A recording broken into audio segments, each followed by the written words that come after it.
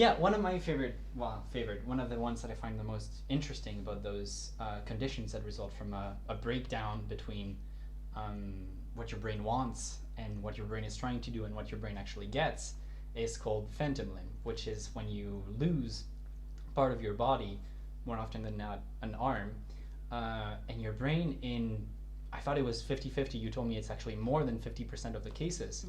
Yeah. Your brain still thinks the limb is there and it keeps trying to use it. And I mean, like, I'm sure you've had that if you've ever had your hand in a cast or something. You try to grab things with your left hand even though you're not capable of it anymore. So that's something that you can imagine. Yeah, like very signals easily. are being sent, no? Like, use this. Yeah, use it. But then if you have nothing to use, like, what can be sent where? exactly, and then you hit a dead end, and that's actually a bigger problem than you might think because your brain is starting to send things out and it expects a signal in return. If it doesn't get that signal, sometimes that leads, very often actually, that leads to chronic pain, which is an awful condition. Totally. Because how do you try to solve pain in a limb that doesn't exist? That's not there anymore. Like in many cases, it's true that they report feeling sensations or position of the limb that they imagine that it's there. Sometimes there's tension, or it's not in the right place, or and that's awful. It's an affliction that for a really long time it was impossible to know where that came from. And then one of the reasons why phantom limb is so has such a big place in my imagination is because I first encountered it in the TV show House MD.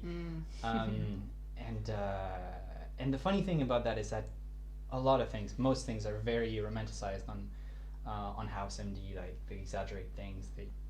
Yeah, of course. It's a TV show, basically. But phantom limb is actually treated very realistically from what I've come to learn about it later on, because one of the only solutions that you have to the chronic pain that comes from phantom limb is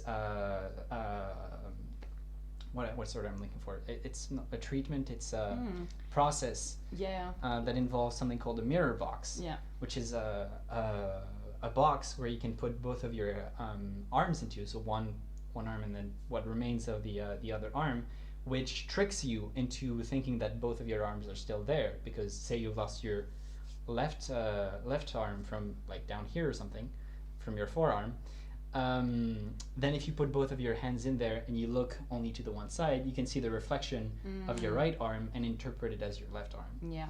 And the power of that is that you start getting feedback from your brain, because your brain sees visually, right? Yeah. You're integrating visual information. Yeah. So here you're substituting all the information that you should get from touching things, from feeling things with your arm, to actually seeing it and effectively tricking your brain for a little bit there.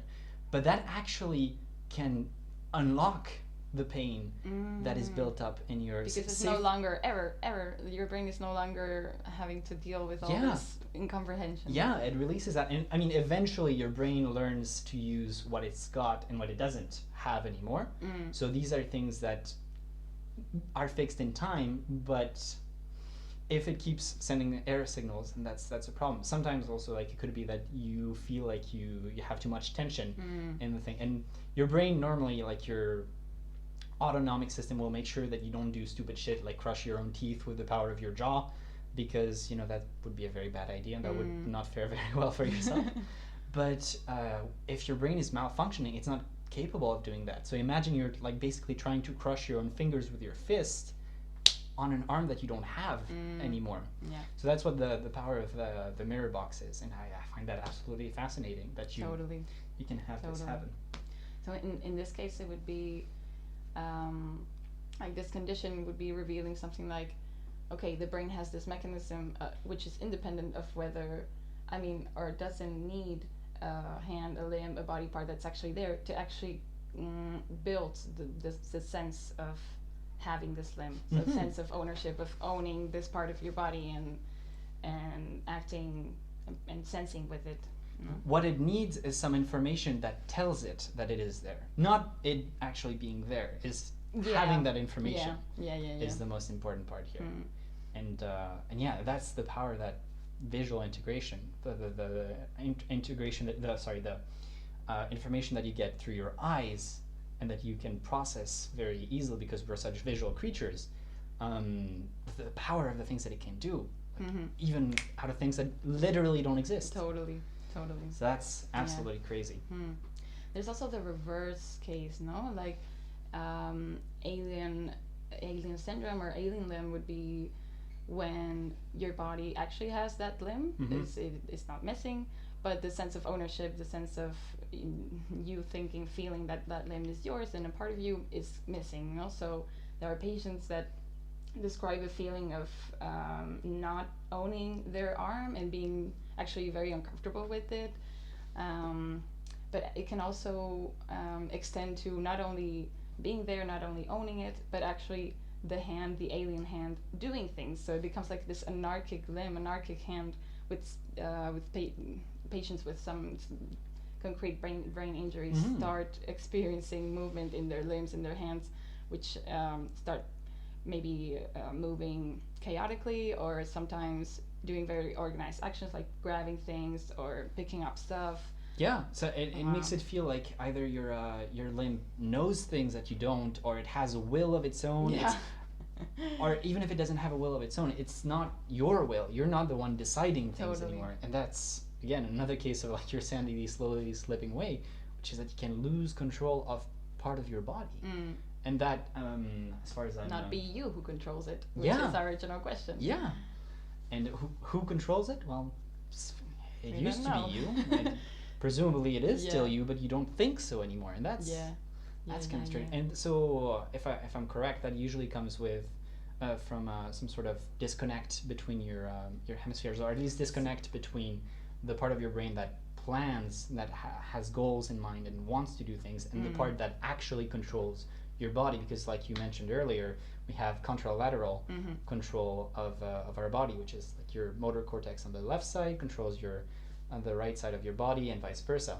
And some of those things that you mentioned, like the very organized, very complex behaviors, independently of the person's will, that kind of tells you also that there's a lot that happens that your brain is capable of doing without those processes ever reaching consciousness, without reaching what you think you want to do.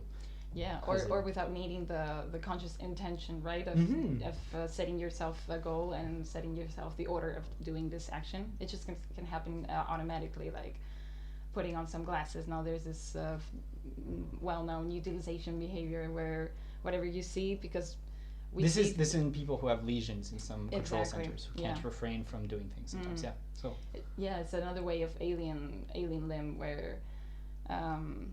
Because we see objects as, for example, if we see a handle, we somehow see it as grabbable. Like our body is already primed into acting and grabbing this, or a food we our body automatically wants to eat it because that's what. I think this is something we've all experienced at some point, where you do something and you're like, what am I doing? Like, you realize after that you've grabbed something, that you've taken, like, you walk out of a room with your mug in your hand, or like those are the kind of things that people would say your body does on its own. It's not quite that simple, but it just is disconnected from the things that you consciously have the intention of doing. What that means is that your brain automatically processes a lot of things.